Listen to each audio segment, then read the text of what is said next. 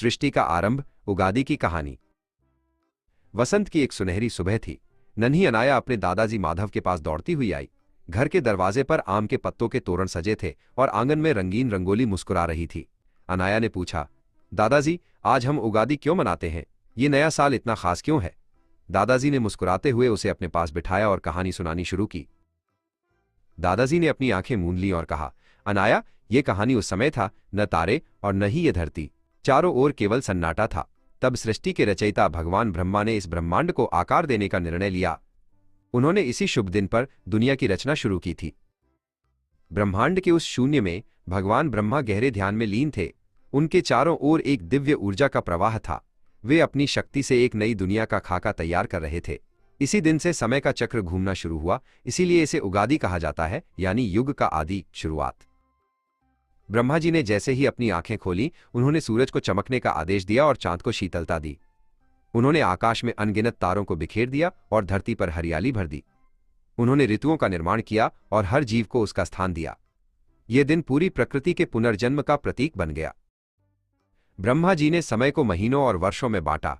उन्होंने वसंत ऋतु को वर्ष का पहला राजा बनाया, जब पेड़ पौधों पर नई पत्तियां आती हैं और कोयल गाती है।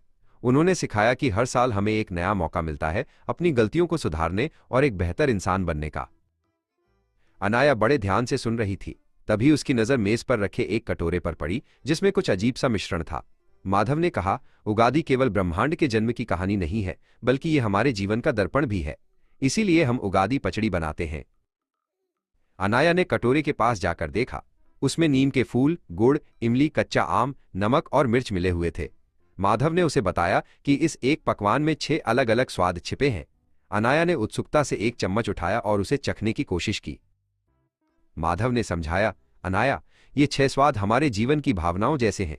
गुड़ खुशी है तो नीम का कड़वापन दुख, इमली की खटास चुनौतियां हैं तो मिर्च का तीखापन गुस्सा, नमक डर है और आम का कसैला स्वाद नए अनुभव। हमें इन सबको खुशी खुशी स्वीकार करना चाहिए। तो क्या उगादि का मतलब यह है कि हम हर चीज के लिए तैयार रहें? अनाया ने पूछा। माधव ने सिर हिलाया और कहा, हाँ बेटा, और इसीलिए हम अपने घरों को साफ करते हैं और आम के पत्तों से सजाते हैं। आम के पत्ते खुशहाली और अच्छी फसल का संकेत हैं। अनाया ने खुशी से एक लंबी माला उठाई। सूरज की पहली किरणों के साथ पूरा घर महक उठा। अनाया समझ गई थी कि उगादि केवल एक त्योहार नहीं, बल्कि जीवन को उसकी संपूर्णता में जीने का संकल्प है। उसने अपने दादाजी को गले लगाया और कहा, नया साल मुबारक हो दादाजी। अब मैं हर स्वाद का स्वागत करने के लिए तैयार हूं।